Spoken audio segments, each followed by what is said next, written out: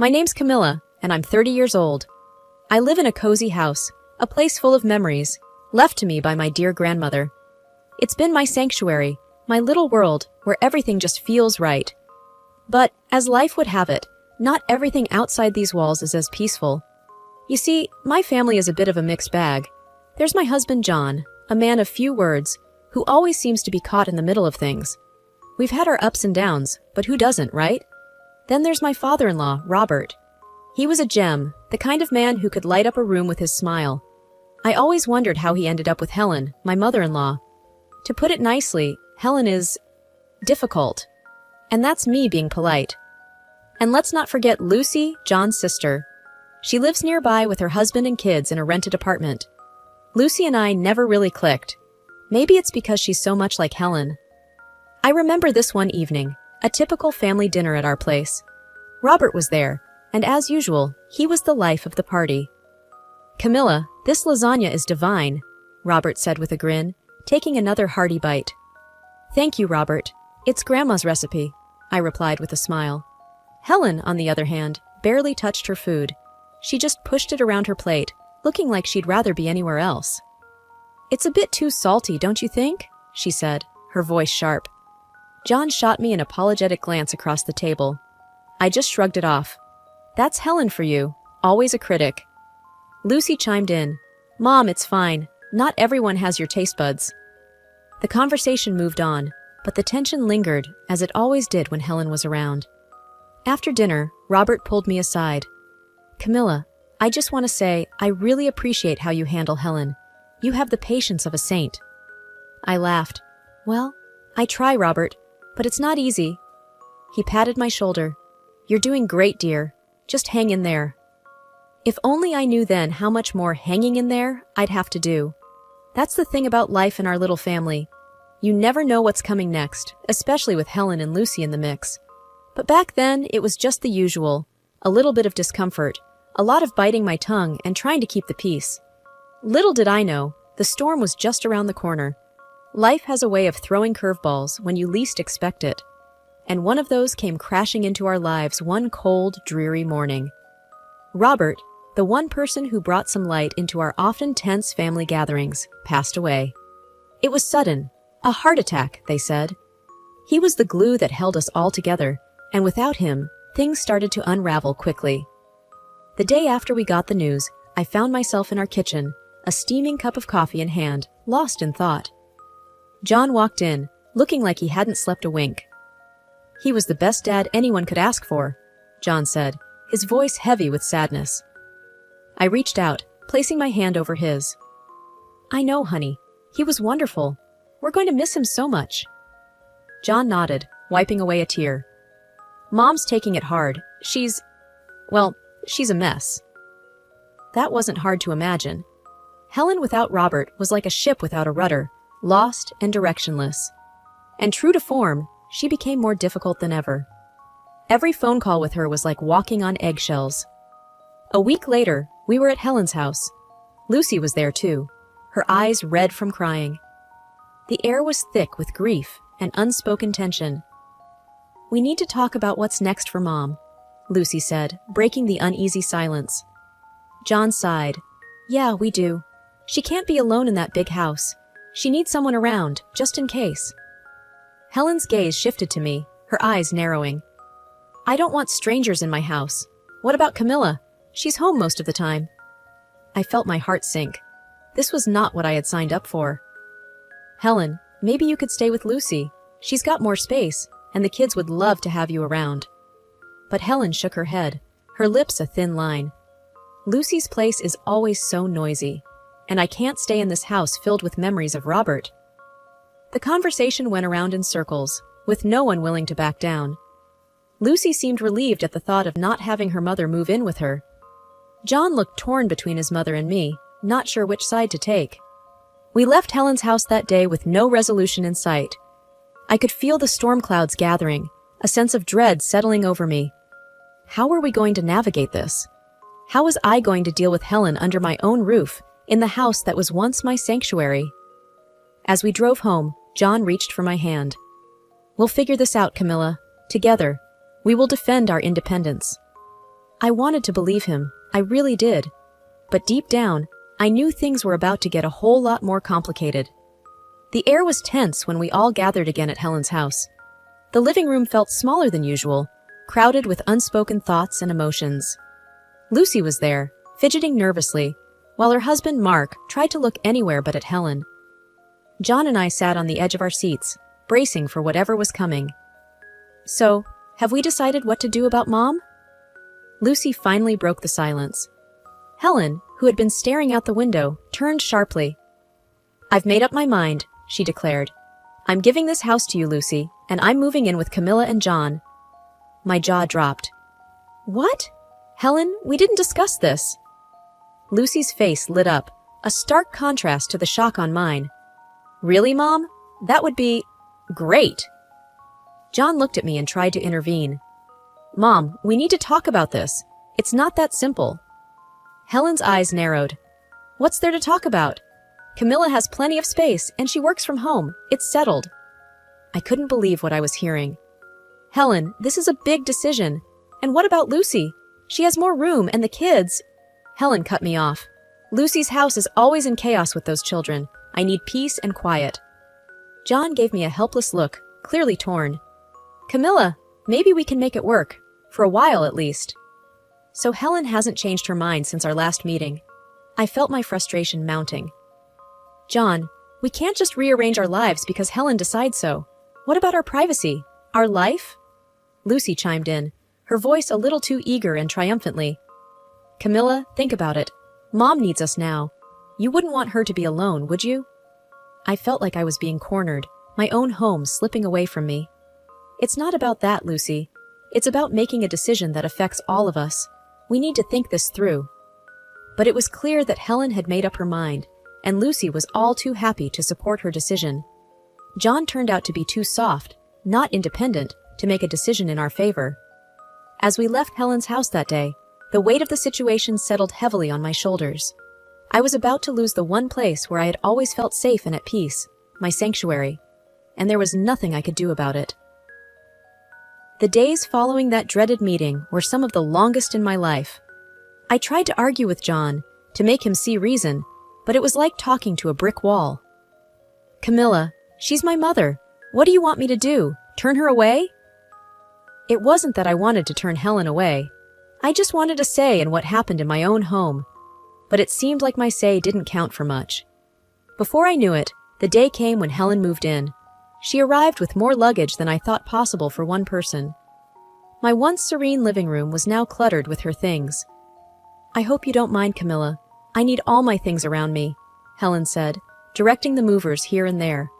I forced a smile, hiding my frustration. "Of course, Helen. Make yourself at home." As the days turned into weeks, my patience wore thin. Helen had a way of making her presence felt in every corner of the house. She criticized my cooking, my cleaning, even the way I arranged the living room furniture. One evening, as I was trying to make dinner, Helen came into the kitchen. "You're cutting the carrots all wrong. Here, let me show you how it's done." I bit my tongue, handing her the knife. "Sure, Helen, show me." John walked in just then, and I could see he was trying to gauge the situation. "Everything okay here?"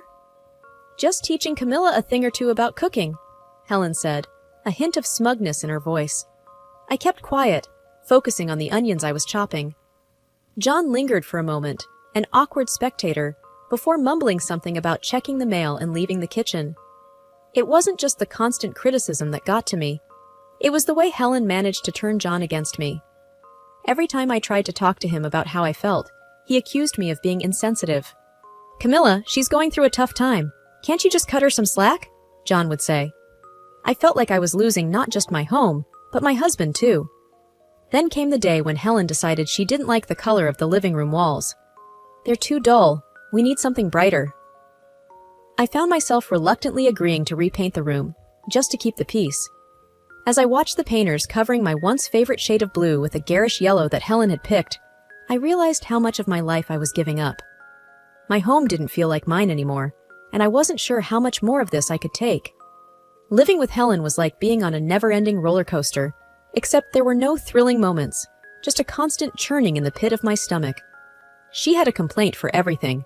The food wasn't to her taste, the house wasn't clean enough, and the TV was never on the channel she liked. One evening, as I was trying to finish up some work on my laptop, Helen barged into the room, the TV remote in her hand. "Camilla, this TV is driving me nuts. I can't find my show." I sighed, closing my laptop. "Let me help you, Helen." As I flipped through the channels, trying to find her show, Helen muttered under her breath about how everything was better at her house. John walked in at that moment, and I looked up at him, hoping for some support. "John, can you please help your mother with the TV? I'm trying to finish my work." John frowned, looking from me to Helen. "Can't you see she's struggling, Camilla? It's just a TV show." I felt a surge of frustration. "It's not just about the TV, John. It's about having a little space to do my work, to have a moment of peace in my own house." Helen looked at John, her eyes welling up. "I didn't mean to be a burden. I just wanted to watch my show." John's expression softened as he turned to his mother. "Don't worry, Mom. I'll find your show." I watched as John took the remote from me and started channel surfing, trying to appease Helen. I felt invisible, unheard. The next day, Lucy dropped by with her kids. The house was chaotic, with the kids running around and Helen trying to dictate how to entertain them. I retreated to the kitchen to prepare some snacks, feeling overwhelmed. Lucy followed me into the kitchen, a smirk on her face. "Looks like Mom's really settled in, huh?" I didn't even try to mask my irritation. "It's a lot, Lucy. It's not easy having your entire home life turned upside down." Lucy shrugged, unconcerned. "Well, she's family. You just have to deal with it." That evening, as we all sat down for dinner, the tension was palpable. Helen criticized the pasta I made. John was silent, and Lucy's kids were restless. I finally snapped. "I can't do this anymore. I need some space, some respect in my own home." Helen gasped, and John shot me a look of disbelief. "Camilla, how can you be so selfish?" I stood up, my chair scraping loudly against the floor. "Selfish? I've been nothing but accommodating. This is my home too, John." The argument escalated, voices raised, words flying like daggers. John stormed out of the room, and Helen sat there, looking smug. That night, as I lay in bed, listening to the muffled sounds of the TV from the living room where Helen slept, I realized something had to change. I couldn't live like this anymore. But how was I going to make John see that? How was I going to reclaim my life? The days after the big argument were filled with a tense silence. John and I barely spoke, and Helen acted like she owned the place, more so than ever. I felt like a stranger in my own home, tiptoeing around to avoid any confrontations. But the universe seemed to have other plans for me.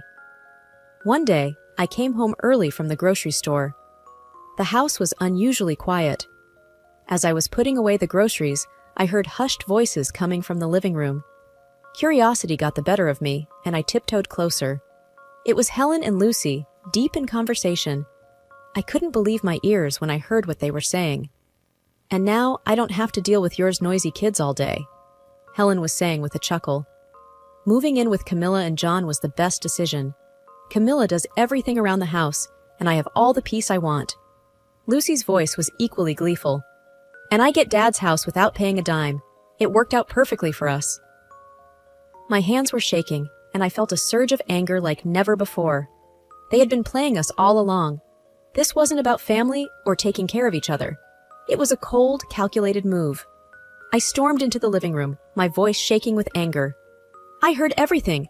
How could you, Helen? And you, Lucy?" Helen looked up, startled. Then her expression turned into one of defiance.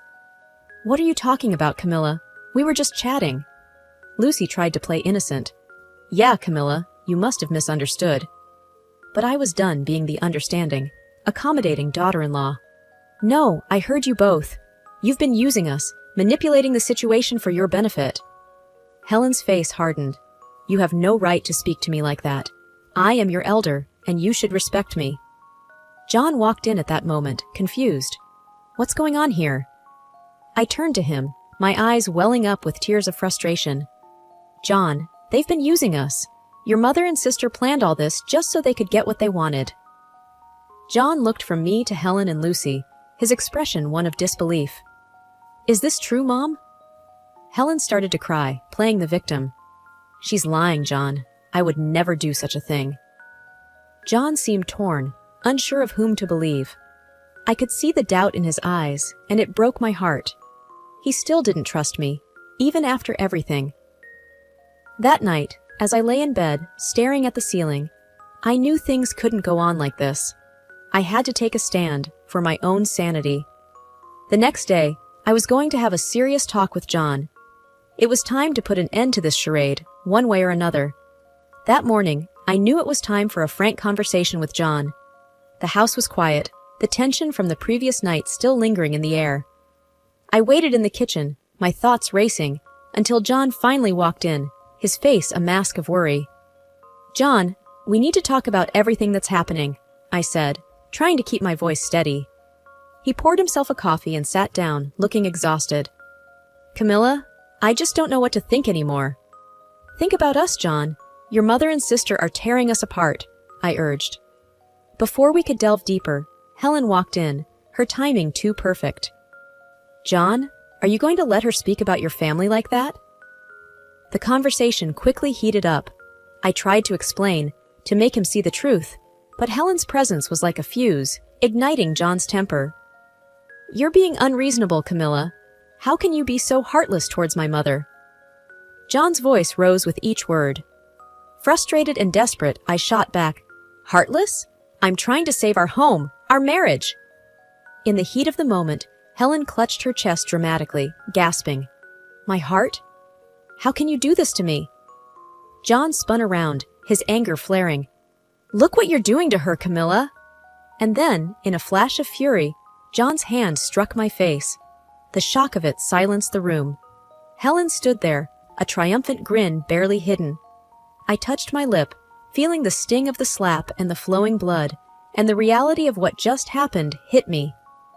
My husband had chosen his manipulative mother over me, our marriage. Without a word, I picked up the phone and called the police. As I waited for them, I began to pack Helen's and John's belongings, methodically, my movements fueled by a mix of hurt and determination. John tried to apologize, his anger now replaced with anxiety. "Camilla, I'm so sorry, I didn't mean to." But it was too late. "I'm filing for divorce, John. I can't be in a marriage where I'm not respected, where I'm not safe." The police arrived, and I explained everything. John and Helen were quiet, the reality of their situation finally dawning on them. After the police left, I dragged the suitcases to the front door. Helen's face was a picture of shock as I placed them outside. "This is your stuff. You need to leave now," I said, my voice void of any emotion. John picked up the suitcases, his eyes avoiding mine. Helen wanted to scold me again, but then followed him, her triumphant act gone, replaced by a dawning realization of what she had lost. As the door closed behind them, the silence of the house enveloped me. It was a painful moment, but also one of clarity. I had stood up for myself, chosen my dignity over a broken marriage. Now, it was time to rebuild my life on my own terms, in my own home. After the divorce was finalized, I found myself in a quiet, almost surreal calm. My house, once a battleground of tension and conflict, was now solely mine again. I spent the first few days just walking through the rooms, taking in the emptiness, the peace that had returned. It felt like waking up from a long, troubled dream. I started by returning the house to its former appearance, undoing the changes Helen had imposed. Each shift, each movement, felt like a step towards reclaiming my life. The walls were repainted back to the soothing blue I loved, the furniture rearranged to the way it used to be. With each change, a sense of normalcy and tranquility returned. My new routine was simple but fulfilling. Mornings were spent in the garden, tending to the flowers that had been neglected, and evenings were for reading books in the quiet of my living room. The house, with all its memories, began to feel like a home again. One afternoon, while pruning the roses, my neighbor, Mrs. Jenkins, called out from over the fence. "Camilla, dear, I heard about your divorce. I'm so sorry." I smiled at her, wiping the sweat from my brow. "Thank you, Mrs. Jenkins. It's been tough, but I'm getting there."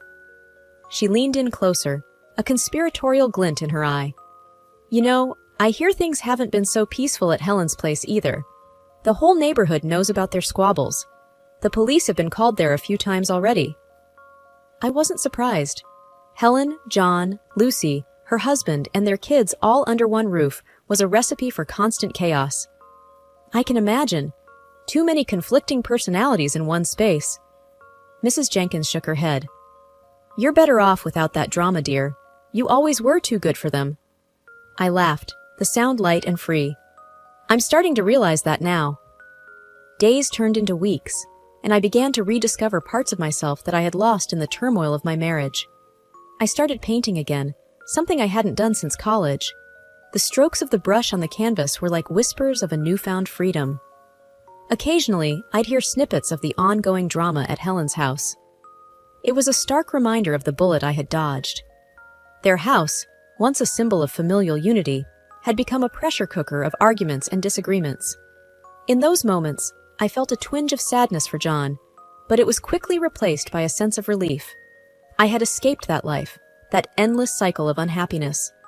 I was free to live on my terms, to find happiness in the little things, my garden, my art, my peaceful home. As I sat on my porch one evening, watching the sunset, I realized that this was a new chapter in my life. A chapter where I was the author, free to write my story, one day at a time. The future was uncertain, but for the first time in a long while, that uncertainty was exciting, filled with possibilities. I was ready to face whatever came next, on my own terms, in my own way.